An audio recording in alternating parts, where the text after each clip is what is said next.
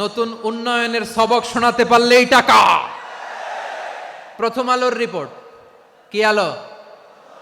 প্রথম আলোর রিপোর্ট, গত 15 বছরে উন্নয়নের নামে লুটপাট হয়েছে প্রায় 3.25 লাখ কোটি টাকা।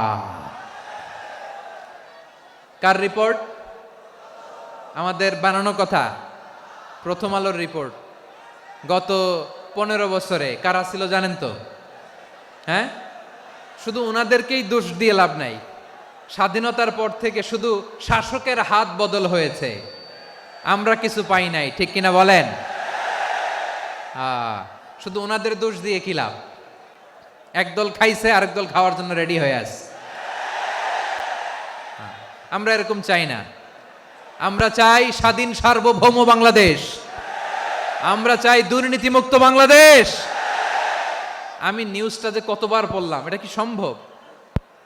3.25 লাখ কোটি টাকা লুটপাট, মানে লুটপাট করতে করতে এদেশের জনগণকে ফুটপাতে বসায় দিচ্ছে। প্রিয় ভাইয়েরা, তাহলে জাপানের মানুষও মানুষ, আমরাও মানুষ।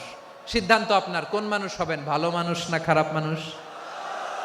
আজকের আলোচনার বিষয় হচ্ছে মানব সম্পদের উন্নয়ন, human resource development. It's a process to increase the capacity of knowledge, skill, capacity of the people of a country. একটা দেশের মানুষের জ্ঞান, তাদের দক্ষতা কি করে বাড়ানো যায়, বাড়িয়ে দেশের উন্নয়ন করানো যায়, এটাই হচ্ছে মানব সম্পদ উন্নয়নের মূল কথা। তাহলে মানব সম্পদ হচ্ছে একটা দেশের সবচাইতে শক্তিশালী পুঁজি। প্রাকৃতিক সম্পদ, খনিজ সম্পদের চেয়েও দামি হচ্ছে মানব সম্পদ। আমার প্রিয় যশোর, প্রাকৃতিক সম্পদ, খনিজ সম্পদের চেয়ে দামি সম্পদ কি সম্পদ? আল্লাহ তাআলা দয়া করে আমাদেরকে এই মানব সম্পদ দিয়েছেন। আসুন আমাদের এই মানুষগুলোকে আমরা সোনার মানুষ বানাই। রাজি আছেন তো সবাই? রাজি আছেন? মানুষ পারে না এমন কোনো কিছু নাই, চাইলে সব পারে। এজন্য মানুষকে তারবিয়া দিতে হবে, যথাযথভাবে তাদেরকে গড়তে হবে। আসুন আমরা সিরাতের আয়নায় বিশ্বনবীর জীবনী থেকে দেখি তিনি কিভাবে হিউম্যান রিসোর্সকে ম্যানেজ করতেন। যদি আপনাদের সময় হয়, দু একটা উদাহরণ দিয়ে আজকে আমি আমার আলোচনার বিদায় নিব। হবে সময় হবে কয়েক মিনিট? হ্যাঁ, শান্ত থাকবেন তো? শান্ত থাকবা? হ্যাঁ, ঠিক আছে। এই ধাক্কার মধ্যে ঢুকছে, এবার মজা বুঝতেছো তো? হ্যাঁ, মানা করছিলাম না? ঠিক আছে, টের পাও। হ্যাঁ, ঠিক আছে। যে আওয়াজ করবে আমি ওকে দেখতেছি, কে কে আওয়াজ করে দেখতেছি।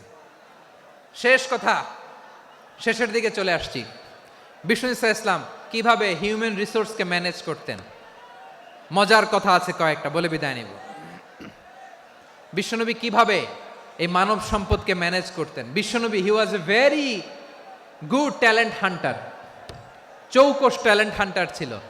কার মধ্যে কি ট্যালেন্ট আছে দেখলেই বুঝে ফেলতেন। সুবহানাল্লাহ পড়বেন না? কি নবী আমরা পেয়েছি!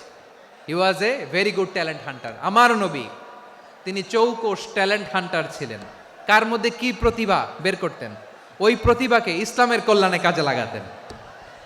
সুবহানাল্লাহ বলেন। যাকে যেই জায়গায় সেট করলে ভালো হবে তাকে ওই জায়গায় সেট করতেন। কয়েকজন সাহাবীর জীবনী শোনাই। আবু মাহজুরা রাদিয়াল্লাহু তাআলা আনহু, মক্কার মুয়াজ্জিন, আগে ছিল মুশরিক, পরে হইছে মুমিন। উনি কিভাবে মুমিন হইলেন এই ঘটনাটা একটু আপনাদের শোনাতে চাই। তা আপনাদের তো সময় নাই হাতে। হ্যাঁ, সময় আছে? এই জেনজি শেষ করে দিল আজকের প্রোগ্রামটা। 1 ঘন্টা ধাক্কা ধাক্কি করে কেমনে দাঁড়ায় আছে আমি বুঝলাম না।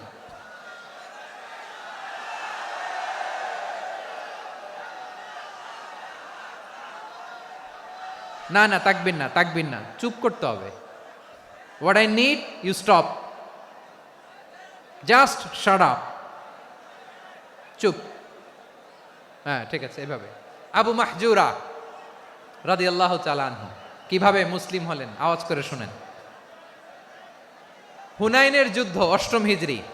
বিষ্ণু ইসলাম হুনাইনের যুদ্ধ শেষে ফিরতেছেন, পথিমধ্যে বেলাল রাদিয়াল্লাহু তাআলা আনহু, এই যে আবার কথা, আই রে আল্লাহ রে, এখানে ধাক্কা ধাক্কি কেন? চলে যাও, পেছনে যাও, যাও পেছনে যাও।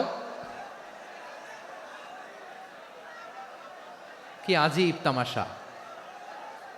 যেখানে যায় এখানে ধাক্কা ধাক্কি, মারামারি, গায়ের উপরে, কাঁধের উপরে, শাউটিং। অনেক গুরুত্বপূর্ণ কথা পয়েন্ট করে নিয়ে আসে যে বলবো, এই শাউট করার কারণে প্রোগ্রামটাই নষ্ট করে দেয়। আসছে আমার ভালোবাসা দেখাইতে, প্রোগ্রামটাই শেষ করে দিয়ে চলে যায়। স্টপ। আবার কথা বলে স্টপ। হুনাইনের যুদ্ধে অষ্টম হিজরি, কত হিজরি সবাই বলেন না একটু, কত হিজরি? অষ্টম হিজরিতে হুনাইনের যুদ্ধে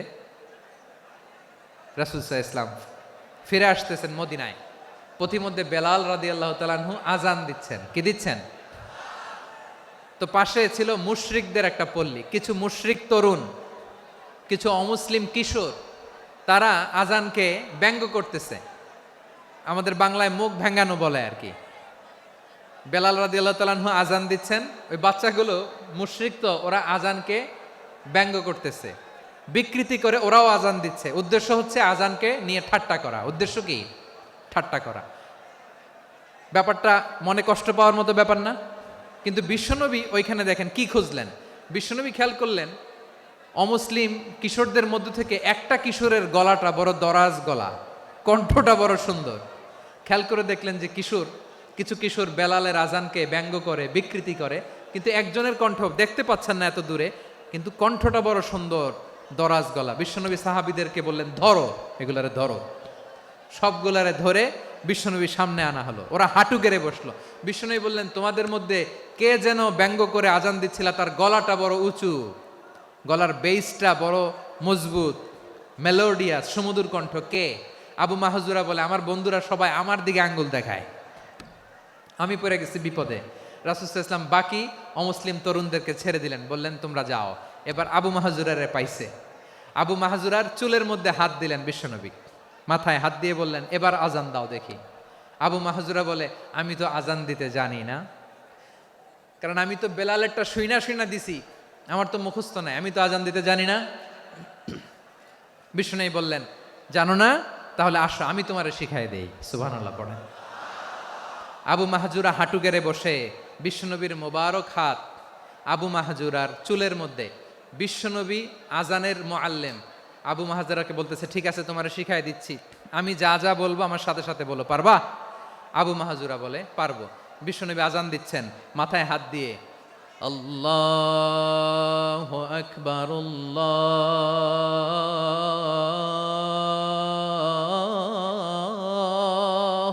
আকবার।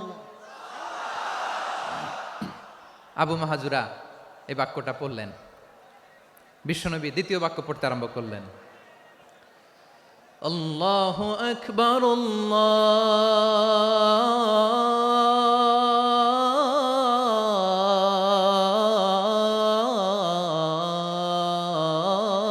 আল্লাহু আকবার। আবু মাহজুরা এই বাক্যটাও বললেন।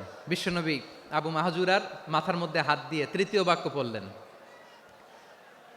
আশহাদু আল্লা ইলাহা ইল্লাল্লাহ।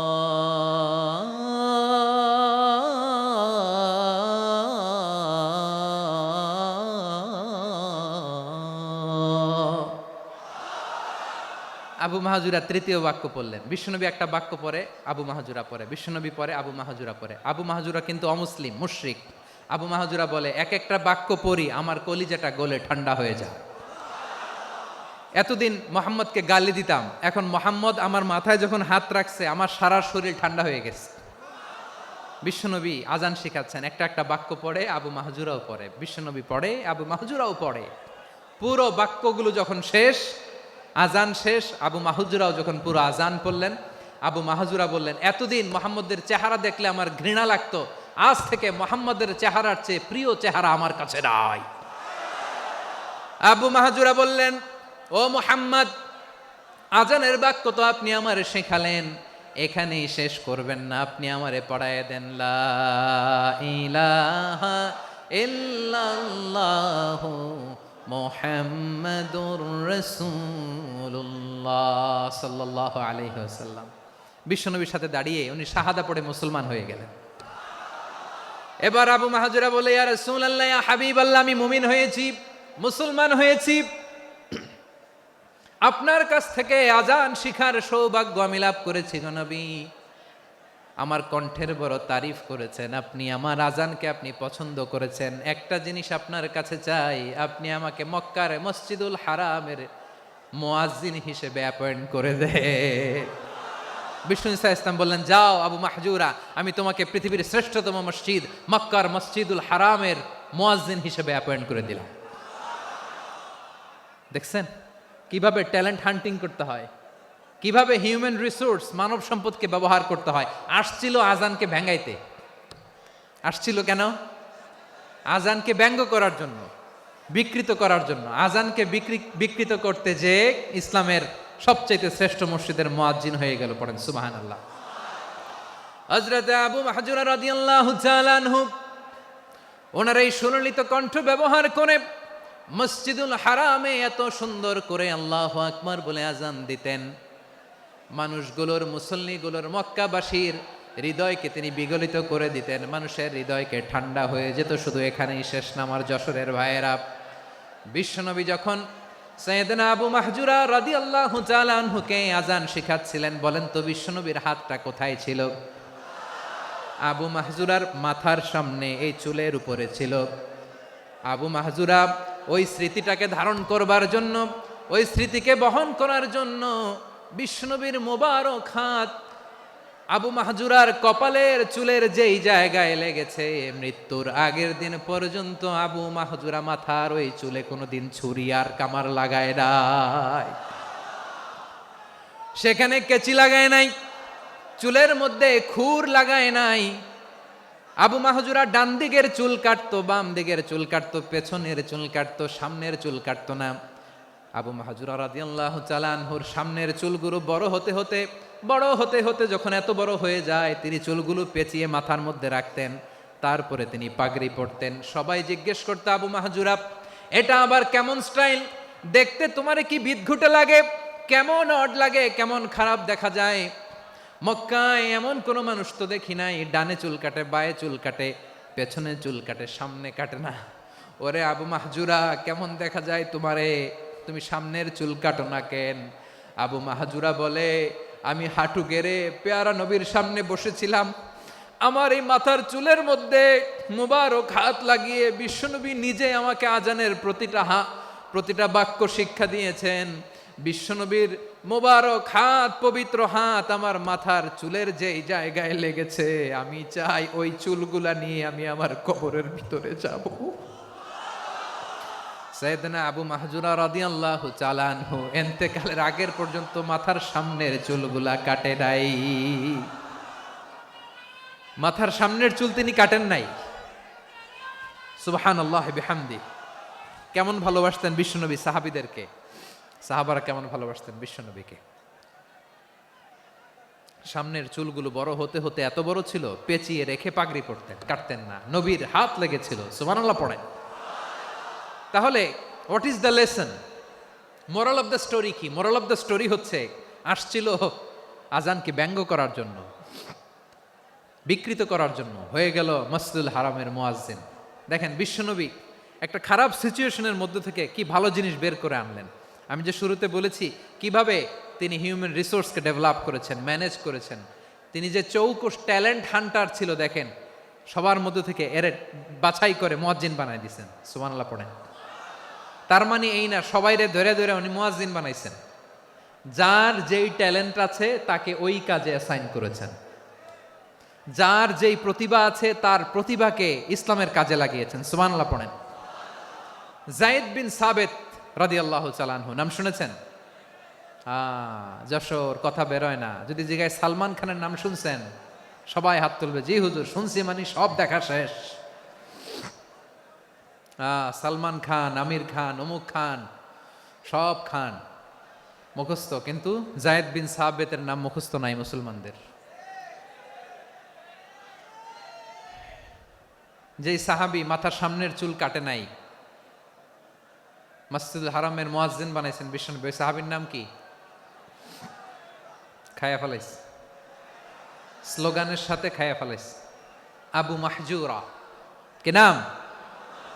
আবু মাহজুরা আল জুমাহি রাদিয়াল্লাহু তাআলা আনহু। এই নামটা আজকে নিয়ে যাইতে হবে যশোর।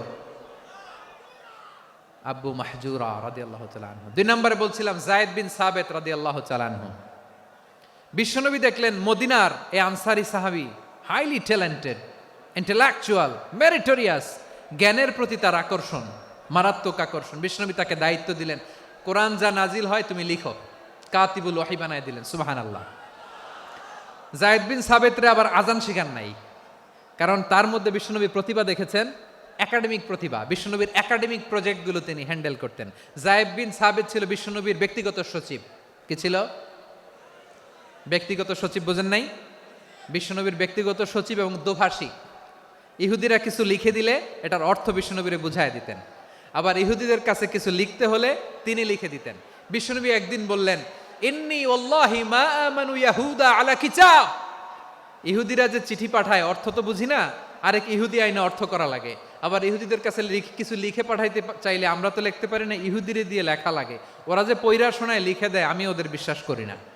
আমার নিজের একজন লোক দরকার। বিশ্বনবী এই যায়েদ বিন সাবিতকে চুজ করলেন ল্যাঙ্গুয়েজের জন্য। উনি বললেন, যায়েদ, তোমার সফট স্কিলকে ডেভেলপ করতে হবে, তুমি হিব্রু ল্যাঙ্গুয়েজ শিখে ফেলো। যায়েদ বিন সাবিত বলল, বিশ্বনবীর মোটিভেশন আর ইন্সপিরেশন পেয়ে আমি 15 দিনে ইহুদিদের এই হিব্রু ল্যাঙ্গুয়েজ শিখে ফেললাম। শুধু শিখে ফেললাম না, হাত্তা হাদিকতু, even I became master in the language. এই ভাষা আমি পারদর্শী হয়ে গেলাম। এরপরে ইহুদিরা চিঠি লিখে পাঠালে আর কোনো ইহুদি ডাকা লাগতো না, আমি নবীর এটার অর্থ শুনে পরে বুঝায় দিতাম। আবার ইহুদিদের কাছে চিঠি লেখা লাগলে আমি যায়েদ বিন সাবিত চিঠি লিখে দিতাম। সুবহানাল্লাহ। দেখেন, এত সাহাবীর মধ্য থেকে বিশ্বনবীর একাডেমিক প্রজেক্ট, ব্যক্তিগত সচিব, দোভাষী হিসেবে তিনি যায়েদ বিন সাবিতের মতো তরুণকে নির্বাচিত করেছেন। কেমন ট্যালেন্ট হান্টার ছিল আমার নবী। সুবহানাল্লাহ পড়বেন না? বিশ্বনবীর ইন্তেকালের পরে সাইয়েদনা আবু বকর রাদিয়াল্লাহু তাআলা আনহু যখন খলিফা হয়ে আসলেন, কোরআনকে সংকলনের দায়িত্ব দেয়া লাগবে, কোন সাহাবীকে দিবেন? সব সাহাবারা মিলে পরামর্শ করলেন। সাইয়েদনা আবু বকর, উমর সবাই মিলে এই বিশাল কোরআন সংকলনের গুরু দায়িত্ব বিশ্বনবীর ব্যক্তিগত সচিব, বিশ্বনবীর দোভাষী, বিশ্বনবীর সিলেক্ট করাই লোক যায়েদ ইবনে সাবিত রাদিয়াল্লাহু তাআলা আনহুকে দিয়েছেন। কোরআনের কপি তো আজকে এখানে রাখে নাই। এই যে আজকের যে কোরআন পড়েন, এটা আগে এরকম ছিল না। কোরআন নাজিল হলে সাহাবারা চামড়ার, ওটের চামড়ায় লিখে ফেলতো, ওটের চ্যাপ্টা হাড্ডির মধ্যে লিখে ফেলতো, গাছের গুড়ির মধ্যে লিখে ফেলতো। বিভিন্ন জনের কাছে ছড়ানো ছিটানো ছিল। আবু বকর রাদিয়াল্লাহু তাআলা আনহু একসাথে করলেন, পরবর্তীতে উসমান রাদিয়াল্লাহু তাআলা আনহু একসাথে করলেন। 114 সূরার এখন এই মুসহাফ, এই কম্পাইলেশন, এই কপি আমরা পেয়েছি, যার হিউজ কন্ট্রিবিউশন ছিল। এই পুরো কোরআন কম্পাইলেশনের প্রজেক্ট ম্যানেজার ছিল যায়েদ বিন সাবিত রাদিয়াল্লাহু তাআলা আনহু। কোরআন কম্পাইলেশনের প্রজেক্ট ম্যানেজার। দেখেন, উনারে মাথায় হাত দিয়ে আজান শিখায় নাই। সুবহানাল্লাহ কইবেন না? তাহলে প্রথম সাহাবী আবু মাহজুরাকে মুয়াজ্জিন বানাইলেন, যায়েদ বিন সাবিতকে ব্যক্তিগত সচিব আর দোভাষী বানালেন, মুসআব ইবনে উমাইর রাদিয়াল্লাহু তাআলা আনহুকে ইসলামের প্রথম অ্যাম্বাসেডর বানালেন। তাহলে তৃতীয় নাম্বার একজন সাহাবীর নাম বলছি, মুসআব ইবনে উমাইর। মুসআব কি নাম? নামটা কেমন লাগে? এই কয়েকজনের ভাল লাগে, বাকিদের ভাল লাগে না? ভাল লাগে? এই এই আর কয়েকটা মিনিট দেওয়া যাবে না আমাকে আল্লাহর রাস্তে? হ্যাঁ, ঠিক আছে। আমি তোমাদেরকে ভালোবাসা দেখাবো, দোয়া করব যদি চুপ থাকো, একেবারে চুপ, কষ্ট সহ্য করো। বাকিরে যা সওয়াব পাবে তোমরা ডবল পাবা, যেহেতু কষ্ট বেশি, কিন্তু চুপ। 3 নম্বর সাহাবীর নাম মুসআব। এই ধাক্কাধাক্কি কেন? ধাক্কাধাক্কি কেন রে ভাই? না না না, এরকম হইলে আসবো না যশোর, আমি আর আসবো না। হয় পিছনে চলে যাও, নাহলে চুপ, ধাক্কাধাক্কি নাই। 3 নম্বর সাহাবীর নাম মুসআব। কি নাম? He was the first ambassador in Islam. ইসলামের প্রথম ডিপ্লোমাট, প্রথম কূটনৈতিক, ইসলামের প্রথম কূটনৈতিক, ইসলামের প্রথম ডিপ্লোমাট, প্রথম অ্যাম্বাসেডর মুসআব ইবনে উমাইর। মক্কার তরুণ যুবক, উনি পারফিউম লাগাইলে মানুষ দেখলেই বুঝতো এটা মুসআব লাগাইছে।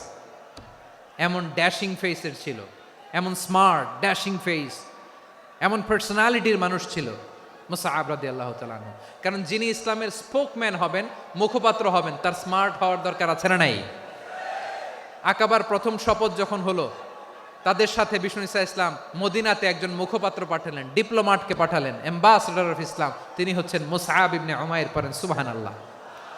বিশ্বনবী দেখলেন সে অনেক স্মার্ট, তার ডেডিকেশন আছে, সিনসিয়ারিটি আছে, এবং মদিনায় যে আউস খাজরাজ গোত্রের নেতাদের সাথে ডিল করতে হবে, ইহুদিদের সাথে ডিল করতে হবে, ওখানে একজন পাক্কা জানু খেলোয়াড়ের দরকার আছে না নাই? মুসআব ইবনে উমাইর রাদিয়াল্লাহু তাআলা আনহু, ওনাকে বিষ্ণু ঈসা ইসলাম চুজ করলেন। এবং বিষ্ণু ঈসা ইসলামের এই চুজিংটা, এই সিলেকশনটা এত সুন্দর ছিল, তিনি মদিনাতে যে বিশ্বনবী আসার আগেই মদিনার জমিনকে তিনি উর্বর করে ফেলছেন। প্রতিটা ঘরে ঘরে কালিমার দাওয়াত তিনি পৌঁছায় দিচ্ছেন।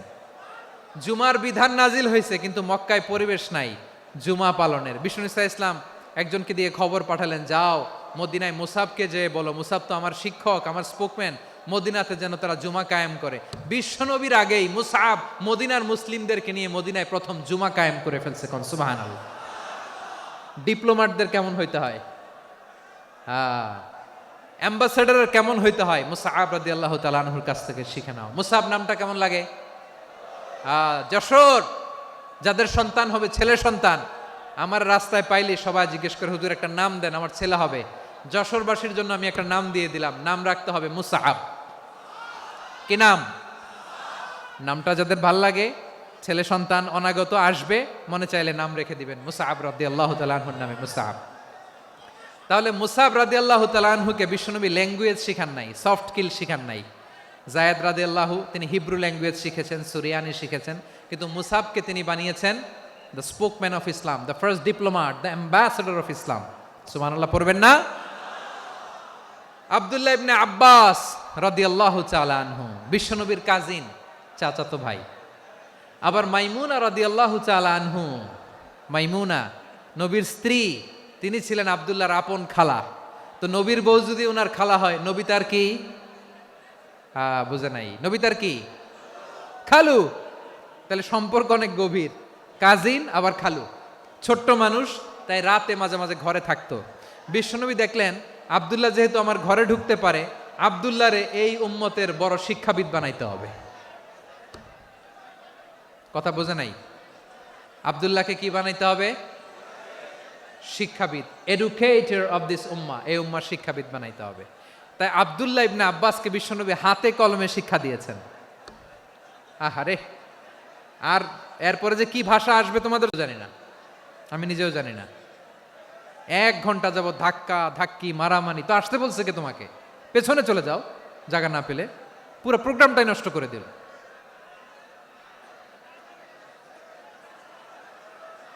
জি, আমার দিকে তাকান, আমি শেষ করে দিচ্ছি। হবে না, ইন্টেলেকচুয়াল আলোচনা এখানে হবে না, আমি বুঝতে পারছি, আমি শেষ করে দিচ্ছি।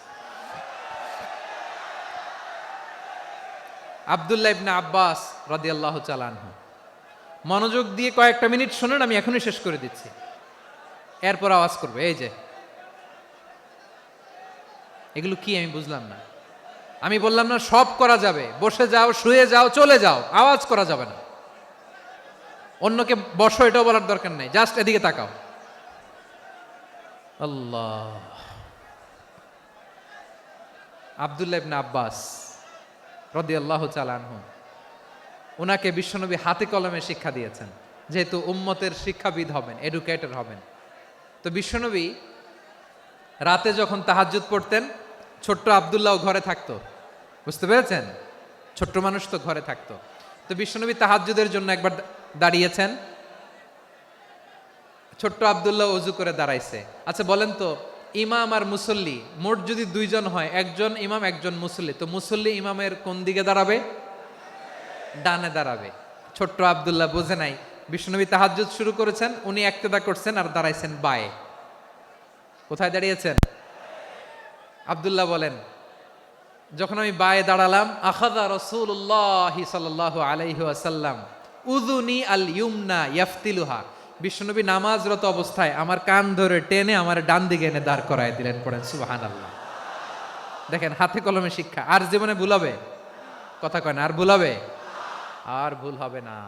এভাবে বিশ্বনবীর অনেক সঙ্গ পেয়েছেন, সফর করেছেন, একই বাহনে বসেছেন, এক বাহনে বসে লম্বা নাসিহত করেছেন, বলেছেন ইয়া গোলাম ইহফাদিল্লাহ ইয়াহফাজকা ইহফাদিল্লাহ তাজিদহু তুজাহাক ইযা সাআলতা ফাসআলিল্লাহ ওয়া ইযা ইসতাআনতা ফাসতাইন বিল্লাহ। আল্লাহর বিধান মানো, আল্লাহর বিধান রক্ষা করো, আল্লাহ তোমায় রক্ষা করবে। আব্দুল্লাহ, চাইতে হলে আল্লাহর কাছে চাও, সাহায্য চাইতে হলে আল্লাহর কাছে সাহায্য চাও। মনে রাখো, গোটা বিশ্বের সবাই যদি তোমার সাহায্য করতে চায় ততটুকুই করতে পারবে যতটুকু আল্লাহ তোমার নসিবে রেখেছে।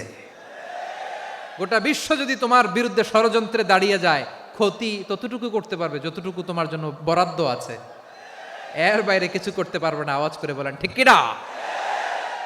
এভাবে হাতে কলমে শিখিয়েছেন, বিশ্বনবীর সঙ্গ পেয়েছেন। ওনাকে বিষ্ণু ইসলাম শিক্ষাবিদ, এডুকেটর অফ দিস উম্মাহ হিসেবে সিলেক্ট করেছেন, হাতে কলমে শিখিয়েছেন। বিশ্বনবী একবার প্রকৃতির ডাকে সাড়া দিয়ে এসেছেন, এখন কি করতে হবে? নামাজের জন্য অজু করতে হবে। বিশ্বনবী এসেই দেখেন অজুর বদনায় পানি ভরা, খুশি হয়ে গেলেন, বললেন কে রেখেছে পানি? একজন বলল আব্দুল্লাহ রেখেছে। বিশ্বনবী অত্যন্ত খুশি হলেন, খুশি হয়ে একটা দোয়া করলেন, বললেন আল্লাহুম্মা ফাক্কিহু ফিদ্দীন ওয়া আল্লিমহু তা'ওয়ীল। আল্লাহ, তুমি আব্দুল্লাহকে দ্বীনের বুঝ দিও আর কোরআনের তাফসির শিক্ষা দিও। বিশ্বনবীর এই দোয়া এমন লাগছে, উনি রঈসুল মুফাসসিরিন, এই পৃথিবীতে যত মুফাসসির ছিল, যত মুফাসসির আসবে, সকল মুফাসসিরের সম্রাট হিসেবে স্বীকৃত হয়েছেন আব্দুল্লাহ ইবনে আব্বাস। বিশ্বনবী ওনারে আজান শিখান নাই, বিশ্বনবী ওনারে ল্যাঙ্গুয়েজ শিখান নাই, বিশ্বনবী ওনারে অ্যাম্বাসাডর বানান নাই, হাতে কলমে শিক্ষা দিয়েছেন। ছোট্ট মানুষ, বিশ্বনবী ইন্তেকাল করলেন, আবু বকরের সময় গেল, ওমরে ফারুকের খেলাফত, তখনও তিনি তরুণ। ওমরে ফারুক রাদিয়াল্লাহু তাআলা আনহু ওনার ক্যাবিনেট মিনিস্ট্রির বৈঠকে এই আব্দুল্লাহ ইবনে আব্বাসকে পাশ দিয়ে বসায় রাখতেন। বয়স্ক সাহাবারা এটা পছন্দ করতো না, তারা বলতো ঘটনা কি, আব্দুল্লাহর মতো ছেলে নাতি আমাদের আছে, এরা কেন রাখে ওমরে ফারুক? ওমরে ফারুক এটা টের পেলেন, তিনি বুঝতে পারলেন যে ক্যাবিনেট মেম্বাররা এটা পছন্দ করে না, ছোট্ট আব্দুল্লাহরা কেন রাখি, কেন যে রাখি এটা একদিন বুঝাবো। একদিন মিটিংয়ে তিনি সবাইকে বললেন ইদা জাআ নাসরুল্লাহি ওয়াল ফাতহ।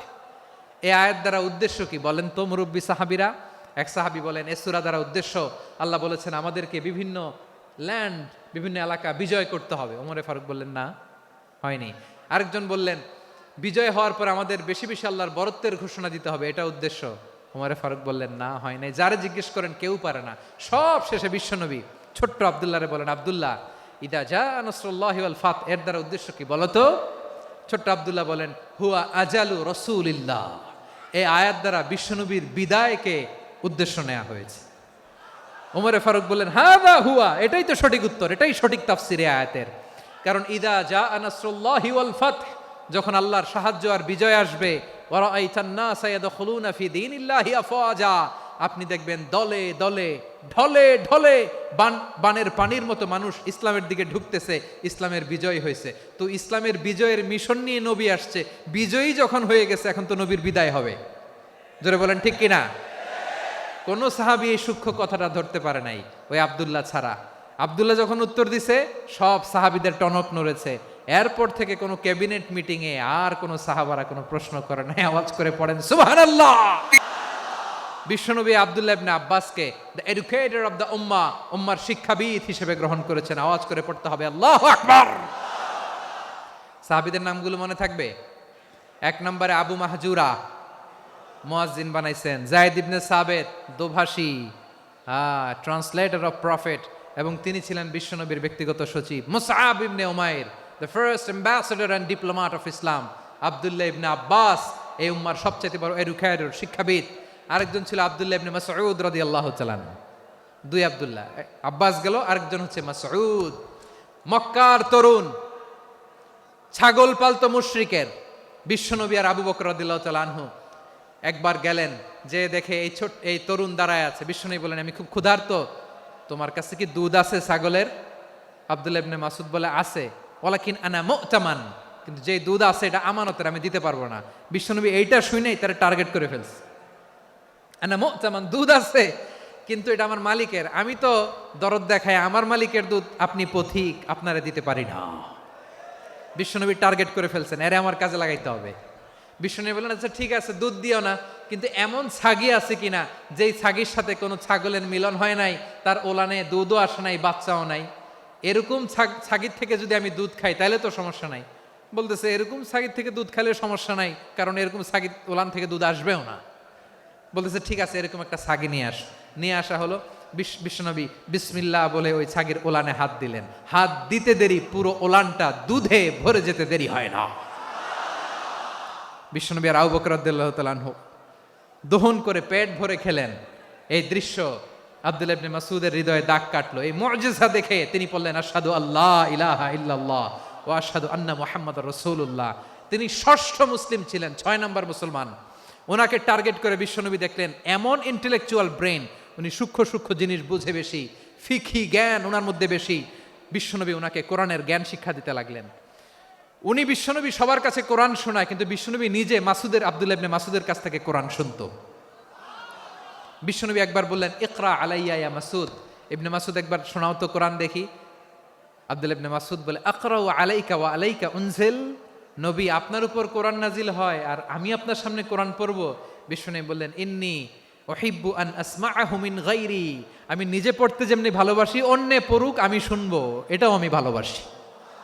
সূরা নিসা তিনি তেলাওয়াত করে শুনিয়েছেন। এমন সূক্ষ্ম সূক্ষ্ম বিষয় বিশ্বনবী উনাকে ধরিয়ে দিয়েছেন। উনি হয়ে গিয়েছেন আব্দুল্লাহ ইবনে আব্বাস, হয়েছেন রাইসুল মুফাসসিরিন, উনি হয়ে গিয়েছেন ফাকিহুল উম্মাহ। ওনার চাইতে বড় ফকি এই পৃথিবী আর দেখবে না। চিল্লায় বলেন সুবহানাল্লাহ। উনি বলতেন ওয়াল্লাহি ওয়াল্লাহি ইল্লাযী লা ইলাহা গায়রু মা উনজিলাত সূরাতুন ইল্লা ওয়া আনা আ'লামু আইনা উনজিলাত ওয়া ফিমা উনজিলাত। বিশ্বনবী এমন ভাবে কোরআনের দার্স আমাকে দিয়েছেন, কোরআনে যত সূরা নাজিল হয়েছে, যেখানে নাজিল হোক না কেন আমি জানি এটা কোথায় নাজিল হয়েছে এবং কোন প্রেক্ষাপটে নাজিল হয়েছে। এমন একটা সূরা নাই যে সূরার কোথায় নাজিল হয়েছে আমি মাসুদের জানা নাই, কোন প্রেক্ষাপটে নাজিল হয়েছে আমার জানা নাই। এরকম ঘটবে না। চিল্লায় বলেন আল্লাহু আকবার। এই আব্দুল্লাহ ইবনে মাসউদ রাদিয়াল্লাহু তাআলা আনহু ওমর ফারুকের সময় কুফার চিফ জাস্টিস ছিলেন। কুফা নগরীর চিফ জাস্টিস। চিফ জাস্টিস বুঝেন নাই? বিচারপতি। কি ছিলেন? সবাই বলে নাই কি ছিলেন? বিচারপতি ছিলেন। এবং ওনার যে ফিকহি জ্ঞানের ধারা, এটাই আলকামা, ইব্রাহিম আন-নাখাই, হাম্মাদ ইবনে সুলাইমান হয়ে ইমাম আবু হানিফা পর্যন্ত পৌঁছেছে। এবং ওনার ফিকহি জ্ঞানের ধারাই হানাফি মাযহাবে অ্যাকসেপ্ট হয়েছে। আজও এগুলো হানাফি মাযহাবে চর্চিত হয়। হানাফি মাযহাবের সব ফিক আব্দুল্লাহ ইবনে মাসউদের ফিকহি জ্ঞানের ধারা থেকে নেওয়া হয়েছে। চিল্লায় পড়েন সুবহানাল্লাহ। তাহলে উনাকে বিশ্বনবী বানিয়েছেন জুরিস্ট, আইনবিদ, ফকিহ। উনারে আজান শিখান নাই। হিউম্যান রিসোর্স ডেভেলপমেন্ট কিভাবে করবেন, মানব সম্পদের উন্নয়ন কিভাবে করতে হয়, কিভাবে যার যেখানে প্রতিভা কাজে লাগাতে হয় উনি দেখিয়েছেন। সুবহানাল্লাহ পড়বেন না? খালিদ বিন ওয়ালিদ নাম শুনছেন?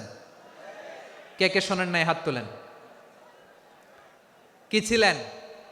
বীর যোদ্ধা ছিলেন খালিদ বিন ওয়ালিদ। কিন্তু তিনি ইসলাম ধর্ম গ্রহণ করেছেন অনেক দেরিতে, 8ম হিজরিতে। তার মানে 8ম হিজরির আগে উনি মুশরিকদের পক্ষে লড়াই করেছেন। ওনার হাতে কত মুসলিম সাহাবী যে নিহত হয়েছে হিসাব নাই।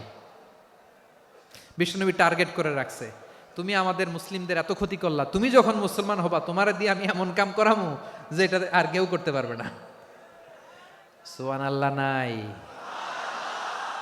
যশোর ক্লান্ত হয়ে গেছে।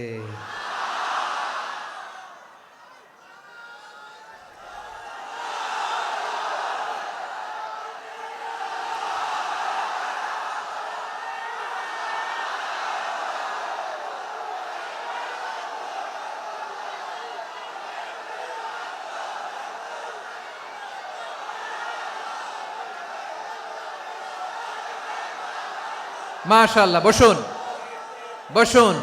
বসুন। খালিদ বিন ওয়ালিদ রাদিয়াল্লাহু তাআলা আনহু 8ম হিজরিতে মুসলিম হয়েছেন, মক্কা বিজয়ের আগে। তো মক্কা বিজয়ের আগে যখন মুসলিম হয়েছেন, এর আগে কি করছেন? কাফিরদের সাথে যুদ্ধ করেছেন। উনি উহুদের যুদ্ধে মুসলমানদের যে পরাজয় ভাব, কঠিন পরিস্থিতির মুখোমুখি উনার কারণে পেছন থেকে এমন আতর্কিত আক্রমণ করেছেন, মুসলমানদেরকে কচুকাটা করেছেন। 8ম হিজরিতে আল্লাহ তাআলা হেদায়েতের নূর দিয়ে ওনার হৃদয়টাকে উজালা করে দিলেন। লা ইলাহা এটা এমন বাণী যার হৃদয়ে একবার টাচ খাবে, এইটা থেকে সে আর পালিয়ে বেড়াতে পারে। ঝিনুকের ভেতর লুকিয়ে থাকে যেমন মতি, ঝিনুকের ভেতর লুকিয়ে থাকে যেমন মতি, কলমা শাহাদাতে আছে আল্লাহর জ্যোতি, কলমা শাহাদাতে আছে আল্লাহর জ্যোতি। ঠিক কিনা বলেন? মক্কা বিজয়ের আগে মুসলিম হলেন, হওয়ার পরেই বিশ্বনবীর টার্গেট ফুলফিল হলো। ওই যে টার্গেট করে রেখেছেন আর দোয়া করেছেন, খালিদ বিন ওয়ালিদ যদি মুসলিম হয় তাকে আমি মিলিটারি চিফ বানাবো। ওনাকে আজান শিখান নাই, ওনারে কান ধইরা নামাজের এই মাথা থেকে ওই মাথা আনান নাই, ফিকহি কোরআনের সূক্ষ্ম তাফসীর ওনারে শিখান নাই, অ্যাম্বাসেডর বানান নাই। বিষ্ণু ইসলাম উনাকে সামরিক অভিযানে প্রেরণ করেছেন। সামরিক অভিযানে তিনি প্রেরণ করেছেন। উনার জীবদ্দশায় উনার নেতৃত্বে যতগুলো যুদ্ধ হয়েছে একটা যুদ্ধেও তিনি পরাজয় বরণ করেন নাই। ওমরে ফারুকের সময়কালে তিনি চিফ অফ মুসলিম মিলিটারি মানে মুসলিম সেনাপতি হয়েছেন। যশোর আওয়াজ করো, ঠিক কিনা বলো? সেনাপতি, মুসলিম সেনাপতি। তাহলে কিভাবে হিউম্যান রিসোর্স ব্যবহার করতে হয় গোটা বিশ্ব আমার নবীর কাছ থেকে শিখে নাও। খালিদ বিন ওয়ালিদ, ওনাকে বিশ্বনবী একটা উপাধি দিয়েছেন। উপাধিটা হচ্ছে সাইফুল্লাহিল মাসলুল, আল্লাহর নাঙ্গা তরবারি, আল্লাহর খোলা তরবারি, দ্য ওপেন সোর্ড অফ আল্লাহ। খালিদ বিন ওয়ালিদ মুসলিম সেনাপতি। আমরা শুরুতে শুনেছি মানুষের আছে অসীম সম্ভাবনা, প্রতিটা মানুষ অনন্য, যত্ন নিলে, যথাযথ পরিচর্যা করলে মানুষ বিশ্ব জয় করতে পারে, ঠিক কিনা?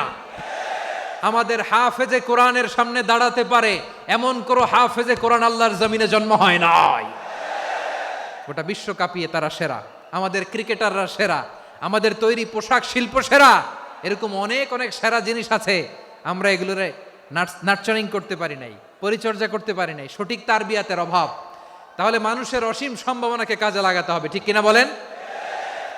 ইউনুস গভর্নমেন্টকে আমি বলবো, অল্প সময়ের জন্য আপনারা এসেছেন, সংস্কারও করতে হবে, আবার নির্বাচনও করতে হবে। সব সংস্কার হতে করতে পারবেন না, যতটুকু পারবেন এর মধ্যে আমাদের যে হিউজ ম্যান পাওয়ার, আমাদের যে মানব সম্পদ, হিউম্যান রিসোর্স, এটাকে ডেভেলপ করে আপনাদের যেতে হবে। যেটা পারবেন না সেটাকে পরবর্তী নির্বাচিত গভর্নমেন্টের কাছে রেখে যেতে হবে, যে তারা যেন করে, তাদের কাছে আপনারা এটা রেখে যাবেন। তাহলে মানুষ চাইলে বিশ্ব জয় করতে পারে। আর মানুষকে হারাতে পারে কেউ? জোরে বলো যশোর, মানুষকে হারাতে পারে কেউ? আল্লাহ আমাদেরকে জনসংখ্যা দিয়েছেন প্রিয় ভাইয়েরা। এই জনসংখ্যা অনেক বড় সম্পদ, এটা আমাদের জন্য অভিশাপ নয়, আশীর্বাদ। আমাদের জনসংখ্যাকে যদি আমরা জনশক্তিতে রূপান্তর করতে পারি, আজকে বাংলাদেশ যে অবস্থানে দাঁড়িয়ে আছে, বাংলাদেশ তার 20 গুণ উন্নতির শিখরে চলে যাবে। চিল্লায় বলো ঠিক কিনা? আমাদের শ্রমিক ভাইয়েরা বাইরে কাজ করে, আমাদের শ্রমজীবী ভাইয়েরা, প্রবাসীরা, তাদের ব্যাপারে গুরুত্ব দিতে হবে। আমাদের শ্রমের দাম সবচেয়ে কম, সবচেয়ে কম। তারা এম্বাসিতে গুরুত্ব পায় না, এয়ারপোর্টে গুরুত্ব পায় না। এই সরকার অবশ্য তাদেরকে অনেক গুরুত্ব দিচ্ছে। আমাদের অদক্ষ শ্রমিককে যখন আমরা দুবাই পাঠাই, অল্প বেতন পায়, কিন্তু ইন্ডিয়ানরা দক্ষ শ্রমিক পাঠাইলে তার 3 গুণ বেতন পায়। আমরা আমাদের শ্রমিকদেরকে অদক্ষভাবে আর পাঠাতে চাই না, দক্ষ শ্রমিক পাঠিয়ে আমরা রেমিটেন্সের বন্যা বইয়ে দেব। আমাদের শ্রমিকদের পাঠানো রেমিটেন্সের টাকায় সচল থাকে আমার দেশের অর্থনীতির চাকা। তাদেরকে সবচেয়ে গুরুত্ব দিতে হবে।